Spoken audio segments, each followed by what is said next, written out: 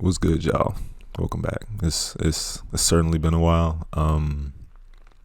Yeah. So real quick video. I wanted to talk about how to recover from addiction, how to recover from relapsing when it comes to your addictions.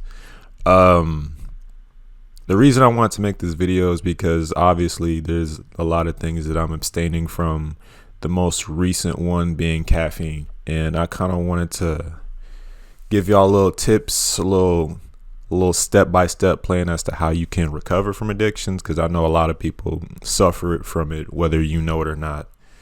Like, it doesn't become an addiction, or you don't realize that's an addiction till you actually like become aware of how often you're doing certain things. I'm rambling on, but first thing I want to get into is, when it comes to recovering from a relapse, is you have to forgive yourself. Self-forgiveness is probably one of the most underrated topics when it comes to like self-love, just becoming better, knowing yourself, loving yourself. Is that we're human. It's natural for us to make mistakes. We are never going to be perfect in any way, like any sense, any way, shape, or form. Like, we're never going to be perfect, and that's okay. That's natural. We're human. So when we relapse on whatever addiction we may have, whether it be junk food, social media, drugs, porn, when it's a habit that you've been doing for years and years and years on end, and then to just suddenly stop and you expect to go the rest of your life without it is literally impossible. Why? It's a habit that we've built up for so long, and it's repeated constantly in our heads that it's an automatic response to do it. And as I said, this has been going on for years. So to just stop one day because you feel like today's going to be the day that I stop, it's never really going to be like that, because you're going to do it anyway. And I say all that to say it's natural to make mistakes. So when you screw up and you relapse, that's okay. Because I know myself, I'm a perfectionist and I want to do everything perfectly. I'm that guy who decides he wants to stop one day and then expects to go the rest of his life without whatever addiction I have. And when I do mess up, I start hating myself. I start just this cycle of negative self-talk that isn't really like helping with the fact that I'm already addicted. It's more so just putting me down, decreasing my own value, diminishing my own value, and I'm doing it to myself. It's a self-destructive thing. And that's why forgiveness is very important, because we really just got to be patient with ourselves. Like, we know we're not perfect, and we know we're never going to be perfect. So to continue to put ourselves down every time we make a mistake, it's only going to not only disrupt our process, but mess up and disrupt the relationship that we have with ourselves. And the whole point is to have a better relationship with ourselves. You know what I mean? So, if you mess up, if you go back and do whatever habit that you did, it's okay. It's okay. I just started. I've been doing this thing for like X plus years now. And it's already good enough that I've decided to stop. Like, the fact that I'm already trying to stop, I know this is an addiction. I know this is an addiction, and I'm trying to stop. That's already a big step in itself.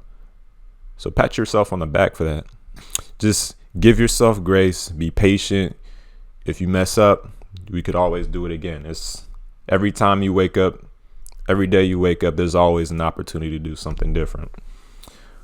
And yeah, forgiveness. And that brings me to my next step, which is just make a plan. Like, after you relapse, start identifying what triggered you to do so. What was your thought process? Like, just being present in that moment when you did it. You know what I'm saying? So that the next time those triggers, or you start feeling a certain type of way, whenever that happens, you have an opportunity to do something different in that moment, Instead of relapsing and doing whatever it is that I don't want to do, I can do something different. Let's say I'm about to go watch porn, right? And what triggers me is when I could have like a bad day, like a really bad day. I don't even got to be horny or nothing. I'm just feeling really down. So instead of going to watch porn for comfort, I could go get up and do push-ups. I could go downstairs. I could just walk around the house, journal, read.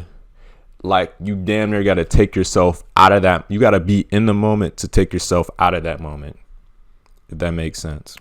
So you basically have to have a plan for how you're going to continue on this journey, how you're going to recover.